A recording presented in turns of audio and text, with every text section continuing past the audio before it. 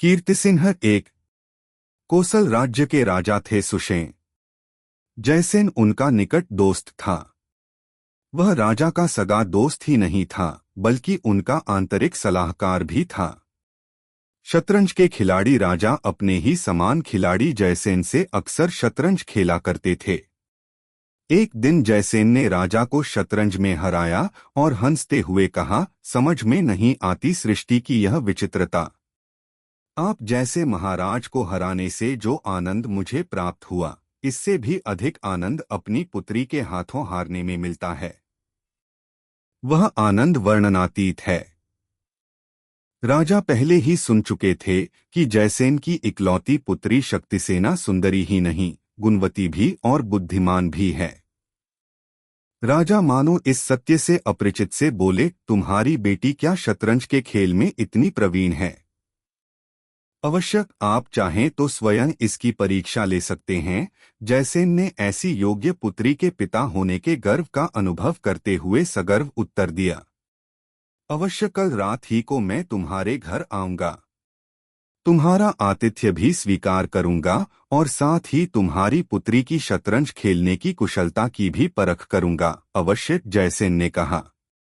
वादे के मुताबिक राजा ने दूसरे दिन जाकर शक्तिसेना से शतरंज खेला। बड़ी तेजी से मोहरों को बढ़ाती हुई शक्तिसेना ने बड़ी ही सुगमता से राजा को 3 बार हराया। शक्तिसेना की चतुरता, बुद्धिमत्ता तथा उसके सौंदर्य पर राजा मुग्ध हो गए। वे सोच भी नहीं सकते थे कि इतनी छोटी उम्र में एक कन्या शतरंज के खेल में इतनी प्रवीण हो सकती है।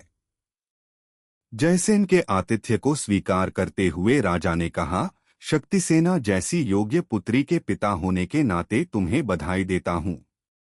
किंतु जयसेन, वह स्त्री ना होकर पुरुष होती तो और भी अच्छा होता। आपकी बात को अस्वीकार करने का मुझे दुख है। मेरी पुत्री शस्त्र और शास्त्रों में भी अति प्रवीण है, निपुण है। उसके सम्मुख किसी भी पुरुष की क्या गिनती। पराक्रमी कहलाए जाने वाले कितने ही पुरुषों से मेरी पुत्री उत्तम है। ऐसी पुत्री के पिता होने का मुझे गर्व है, असीम आनंद है। ऐसी योग्य पुत्री को पाकर मुझे इस बात का दुख भी नहीं है कि मेरा कोई पुत्र नहीं है। पुत्र होता तो भी मुझे इस बात का संदेह है कि वह इतना सक्षम, योग्य तथा कुशल होता। जयसेन ने कहा। उसके इस उत्तर से राजा के अभिमान को चोट पहुंची। उन्होंने कहा, तो तुम्हारे कहने का यह मतलब है कि मेरे पुत्र कीर्तिसिंह से तुम्हारी पुत्री अधिक योग्य और सक्षम है ना? जयसेन ने राजा से ऐसे प्रश्न की आशा नहीं की। वह घबरा गया। कुछ कहने ही जा रहा था, राजा ने उसे रोका और कहा, घबराने की कोई जरूरत नहीं है। तुम्हारी पुत्री की एक परीक्षा लेता हूं। उसमें अगर वह पारित हुई तो उसे अपनी बहू बनाऊंगा। पराजित हुई तो उसे अपनी पुत्री मानकर ससुराल भेजने का प्रबंध करूंगा। मेरी शर्त तुम्हें मंजूर है? कोई दूसरा चारा ना पाकर जयसेन ने हाँ कह दिया। राजा ने कहा, तो सुनो। तुम्हें तो मालूम ही है कि मेरा पुत्र कीर्तिसिंह देश के उत्तरी भाग के अरावली पर्वत प्रदेशों में स्थित कृष्णचंद्र के गुरुकुल में विद्याभ्यास कर रहा है। कुलगुरु उसकी बहुत प्रशंसा भी करते रहते हैं। उनका कहना है, आपका पुत्र अति बुद्धिमान है, सब विद्याओं में पारंगत है। उसकी सब विद्याएं अब समाप्त हो चुकी हैं। अतः शीघ्र ही वह राजधानी लौटेगा। अगली पूर्णिमा के दिन अकेले ही राजधानी लौट रहा है। तुम्हारी पुत्री को उसे रास्ते में ही रोकना है और पूरब की दिशा में जो जंगल है उस ओर उसे मोड़ना है। तुम यह भी जानते हो कि उन जंगलों में देवी शक्ति का एक प्राचीन मंदिर है।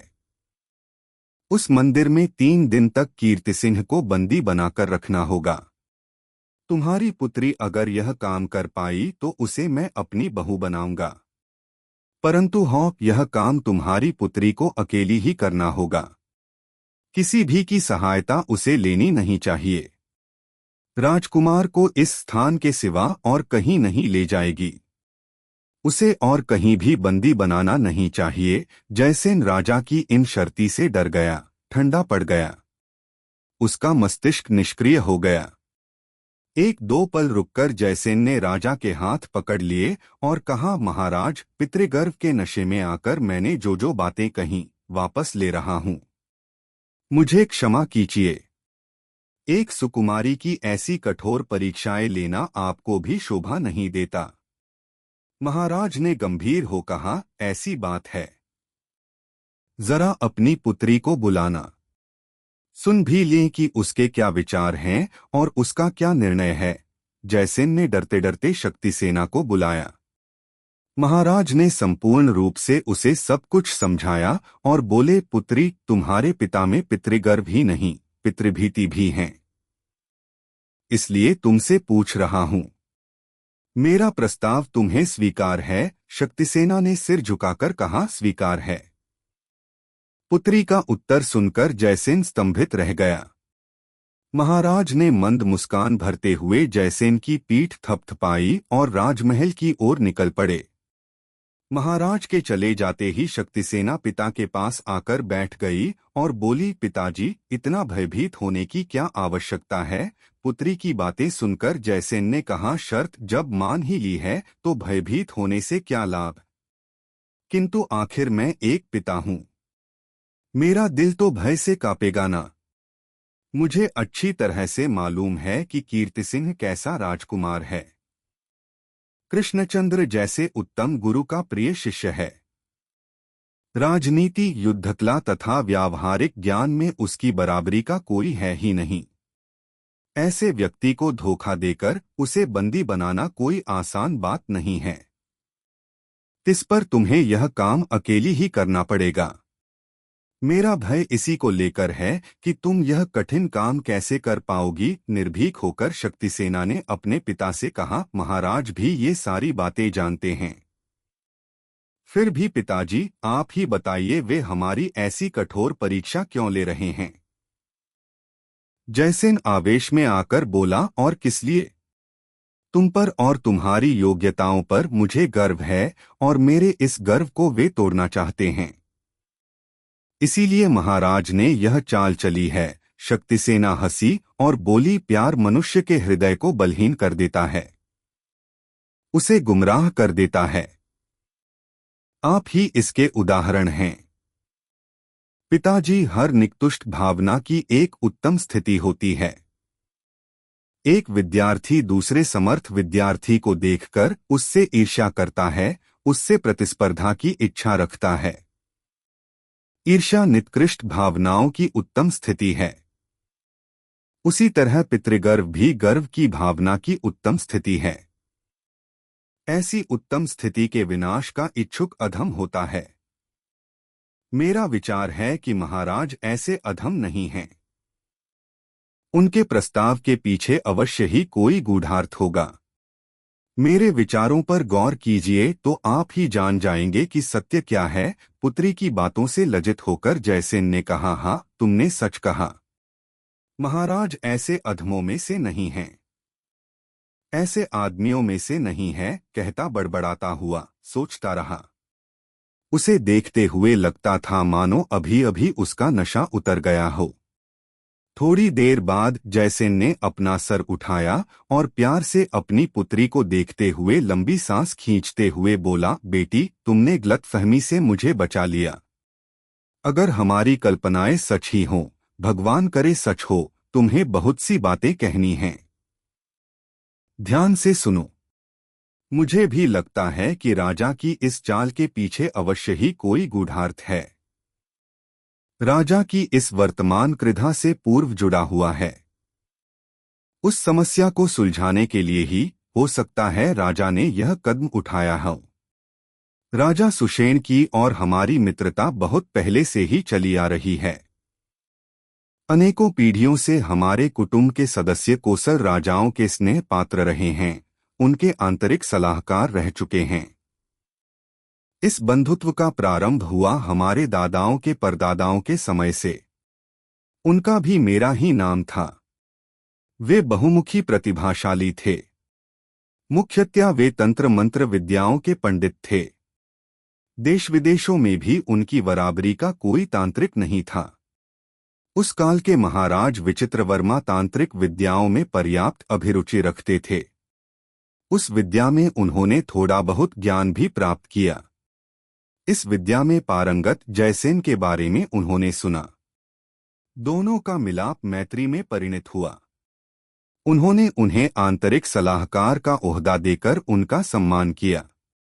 समस्त शास्त्रों में पारंगत, उदार तथा सच्चे राजा की मैत्री से जयसेन बहुत ही प्रसन्न हुए। कुछ ही समय में वे जिगरी दोस्त बन गए। वे महाराज के लिए अपने प्राण की भी बलि देने सन्नद्ध रहते थे। जयसेन की तांत्रिक विद्याओं की सहायता से दोनों अदृश्य रूप में राज्य में विचरण करते थे। प्रजा के सुख दुखों की जानकारी प्राप्त करते थे। दुखियों के दुख दूर करते थे। उनके शासन काल में प्रजा सुखी थी, शांत थी, आवश्यकताओं से मुक्त थी। उनका जीवन निराटंक गुजर रहा था। चोर और लुटेरे महाराज के नाम से कांपते थे। राजा अथवा प्रजा के विरुद्ध बुरा काम करने से किसी को भी साहस नहीं होता था। महाराज के जन्मदिन के अवसर पर जयसेन ने मोतियों का एक हार उन्हें भेंट में दिया। यह हार कोई साधारण हार नहीं था, अद्भुत मांत्रिक शक्तियों से भरा हुआ था। वह हार शुद्ध मोतियों से बना हुआ नवरत्न खचित पदक से संलग्न था। साधारण ढंग से बनाए गए उस हार में अपनी समस्त शक्तियां लगाकर जयसेन ने उसमें 3 अद्भुत शक्तियां रखीं। वह हार जिसके पास है वह अदृश्य रहकर जहां चाहे आ जा सकता है। सामने का आदमी सच बोल रहा है या झूठ, इसे पहनने पर मालूम हो जाता है। इन तीनों शक्तियों में से अत्यंत आकर्षक शक्ति तीसरी है। इसको पहनने पर भूमि के अंतराल में जहां कहीं भी मोती, हीरे, जवाहरात आदि जैसी अनमोल निधियां हों, उनका पता लग जाता है।